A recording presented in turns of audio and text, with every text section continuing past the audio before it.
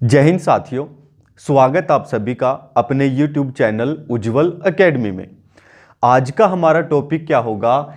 Calculation. Calculation की आज class number 2 है। क्लास 1 पीछे हमारी हो चुकी है। जिसने क्लास 1 कैलकुलेशन की नहीं देखी है वो क्लास 1 भी एक बार जरूर देख लेना, ठीक है। तो आज हम क्या पढ़ेंगे? कैलकुलेशन के बारे में पढ़ेंगे। मैथ्स करने से पहले यदि हमें ये छोटी छोटी चीज़ें मालूम है तो हमारा जो कैलकुलेशन वाला पार्ट होता है वो बिल्कुल आसान हो जाता है। यदि आपका कैलकुलेशन वाला पार्ट स्ट्रॉन्ग है तो आपको मल्टीप्लिकेशन, एडिशन, सब्सट्रैक्शन में कोई भी दिक्कत आने वाली नहीं है। तो आज की क्लास सभी के लिए बहुत ज़्यादा ज़रूरी है, चाहे वो किसी भी एग्ज़ाम की तैयारी कर रहा हो, ठीक है। तो आज की क्लास में हम क्या पढ़ने वाले हैं? आज की क्लास क्या है? शॉर्ट ट्रिक्स के बारे में। हाँ जी, आज हम क्या करेंगे? शॉर्ट ट्रिक्स के बारे में पढ़ेंगे। देखो, 11 का स्क्वायर निकालना है, 111 का स्क्वायर निकालना है, 1111 का स्क्वायर हमें निकालना है। लेकिन जो आज हम ये स्क्वायर निकालेंगे बिना मल्टीप्लाई करे, विदाउट मल्टीप्लिकेशन, कैसे स्क्वायर निकाला जाता है, आज की क्लास में ये सब चीजें मैं आपको बताने वाला हूं, ठीक है। अभी तक जिसने चैनल को सब्सक्राइब नहीं किया है, जो चैनल पे नया है, तो सबसे पहले सब्सक्राइब कर लीजिए, वीडियो को लाइक करना है और ज़्यादा से ज़्यादा शेयर करना है, ठीक है। तो देखिए, स्टार्ट करते हैं। तो क्वेश्चन नंबर 1 देखिए, क्या निकालना है? 11 का स्क्वायर। हाँ जी, 11 का स्क्वायर हमें निकालना है। वैसे तो हम क्या करते हैं? 11 का स्क्वायर कैसे करते हैं? 11 इंटू 11, 11 गुणा में 11, जब इन दोनों को मल्टीप्लाई करते हैं तो 11 का स्क्वायर कितना आता है? 121 आता है, ठीक है। लेकिन अब के बाद ये सिर्फ जो ट्रिक्स है वहीं पर लगेगी जहां पर क्या होंगे? सब क्या होंगे? एक एक होंगे। कभी ये ट्रिक आप कहीं पर भी लगाने लग जाओ, ये ट्रिक सिर्फ वहीं पर लगेगी जहां पर क्या होंगे? सब एक एक होंगे। यहां पर जैसे 11 है, एक कितनी बार है? 2 बार है। एक कितनी बार है? 3 बार है। एक कितनी बार है? 4 बार है। तो देखिए, हाँ जी, ये क्या है आपका? 11 का स्क्वायर। तो सबसे पहला स्टेप क्या होगा आपका? यहां पर चेक करना है कि ये जो एक है, कितनी बार एक लिखा हुआ है? हाँ जी, यहां पर 2 बार एक लिखा हुआ है। एक कितनी बार है? एक 2 बार है। अगर 2 बार है तो आपने क्या करना है? 2 तक गिनती लिखनी है, काउंटिंग लिखनी है। हाँ जी, पहले 1 लिखा, फिर 2 लिखा, तो 2 तक हमने क्या लिख दिया? काउंटिंग लिख दी, गिनती लिख दी। उसके बाद 2 के बाद क्या चलना है? घटते क्रम में चलना है। 2 के बाद घटना है, डिक्रीजिंग ऑर्डर में चलना है। हाँ जी, 2 के बाद क्या आएगा बच्चों? 2 के बाद आएगा 1, यानी कि 11 का स्क्वायर हमारा क्या हो गया? 121 हो गया। हाँ जी, सेम ऐसे ही यहां पर है। हाँ जी, यहां पर चेक करो, एक कितनी बार है? एक यहां पर 3 बार है। एक कितनी बार है?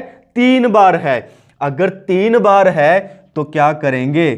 3 तक गिनती लिखेंगे, काउंटिंग लिखेंगे। 1 2 3। हाँ जी, काउंटिंग हो गई 3 तक। उसके बाद 3 तक गिनती लिख दी, उसके बाद घटते जाएंगे। कहां तक घटना है? 1 तक घटते जाना है। 3 के बाद क्या आएगा? 2, और 2 के बाद 1।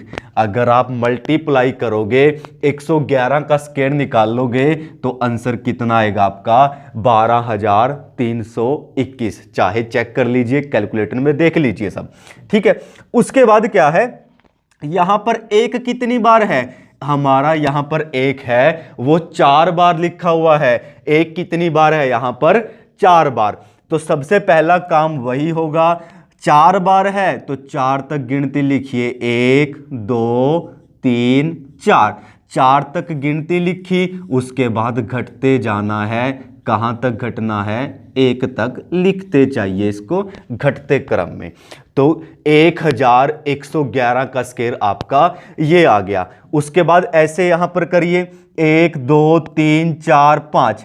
कितनी बार 1 है? 5 बार है, तो 5 बार लिखिए। 1 2 3 4 5, 5 तक क्या लिखेंगे, काउंटिंग। उसके बाद इसको घटते क्रम में लिखते जाइए। कहाँ तक लिखना है, 1 तक लिखना है। ठीक है, हाँ जी, यहां पर चेक करिए, इसका आंसर आप लोगों ने खुद देना है। ठीक है, इसका आंसर आप लोगों ने खुद करना है, कमेंट में इसका आंसर बताना है। ठीक है, देखो कितना आसान है। पहले क्या करते थे हम, 11 × 11, 11 को 11 से गुणा करते थे, कितना आता था, 121। ऐसे हम आंसर निकालते थे। जब 111 का स्क्वायर करना आ जाए फिर तो और बड़ी दिक्कत हो जाए। 111 गुणा में 111 बहुत टाइम लगता है, लेकिन अब की बार हम ऐसा नहीं करेंगे। हमें पता है एक कितनी बार, 3 बार, तो 1 2 3, 3 तक गिनती लिखेंगे, उसके बाद घटते जाएंगे 1 तक। देखो बिल्कुल आसान तरीका है, इसको आप अपनी कैलकुलेशन में जब भी कैलकुलेशन करते हो उसमें यूज कर सकते हो। ठीक है, हाँ जी, अब नेक्स्ट टाइप पर आ जाइए। हमारा नेक्स्ट टाइप के क्वेश्चन क्या है, किसी भी नंबर की मल्टीप्लिकेशन किसके साथ कर रहे हैं हम, 11 के साथ कर रहे हैं। किसी भी नंबर की मल्टीप्लिकेशन जब 11 के साथ करेंगे तब क्या होगा, अभी चेक कर लेते हैं क्या होगा। अभी भी हम क्या करेंगे, डायरेक्ट मल्टीप्लाई नहीं करेंगे। वैसे चलो चेक कर लेते हैं आपके अकॉर्डिंग। 23 × 11 हम कैसे निकालते हैं, 23 को 11 से गुणा करते हैं, ऐसे ही करते हैं। हाँ जी, 1 से गुणा किया कितना आ गया, 23 आ गया। फिर 1 से गुणा किया कितना आ गया, 23 आ गया। ये हो गया 3 5 2, 253। ऐसे ही हम आंसर निकालते हैं। हाँ जी, ऐसे ही करते हैं, लेकिन आज के बाद हम ऐसे नहीं करेंगे। ठीक है, तो बताइए कैसे। चलो इधर देखो। हाँ जी, तो आपने क्या करना है, जब भी हम 11 से मल्टीप्लाई करेंगे किसी भी नंबर को, तो उसका यूनिट नंबर, इकाई अंक आपने सेम का सेम लिखना है। हाँ जी, पहले इकाई अंक हमारा क्या आ गया, सेम का सेम। ठीक है, उसके बाद आगे चलिए। अब पहुंच गए हम इस नंबर पर। दूसरे स्टेप में क्या होगा, इन दोनों नंबरों को आपस में जोड़ देना है। सेकंड स्टेप में क्या होगा, इन दोनों नंबरों को आपस में जोड़ देना है। ठीक है, 2 + 3 कितना हो गया, 5 हो गया। 2 + 3 कितना हो गया, 5 हो गया। उसके बाद क्या लिखना है, जो सबसे लेफ्ट हैंड साइड में जो नंबर बचा उसको लिख दीजिए। हाँ जी, 2 बचा तो 2 को लिखेंगे, तो आपका आंसर कितना आ गया, 253। यहां पर भी 253 है और यहां पर भी 253 है। यहां पर हमने बिना मल्टीप्लिकेशन के निकाला है और यहां पर हमने क्या किया था, मल्टीप्लाई किया था। ठीक है, हाँ जी, सेम प्रोसेस यहां पर, वही तरीका यहां पर लगाइए। सबसे पहले क्या होगा, इकाई अंक सेम का सेम लिखना है। हाँ जी, 4 का 4 लिखिए, सेम का सेम। ठीक है, सेकंड स्टेप क्या है, इन दोनों नंबरों को आपस में क्या करेंगे, प्लस करेंगे। हाँ जी, 5 और 4 को आपस में प्लस करिए, कितना आएगा, 5 और 4 कितना हो गया, 9 हो गया। ठीक है, उसके बाद जो ये नंबर बचा है पहले वाला, अब इसको 5 का 5 लिखना है। जो नंबर बचा लेफ्ट हैंड साइड में वो नंबर सेम का सेम लिख देना है, 5 का 5। अगर आप चाहते हो कि गुणा करके दिखाइए तो गुणा करके भी हम इसको चेक कर लेते हैं एक बार।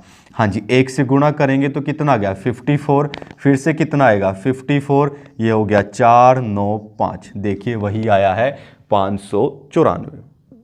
ठीक है, हाँ जी, सेम यहां पर 2 का 2 लिखेंगे, 7 और 2 9, 7 का 7।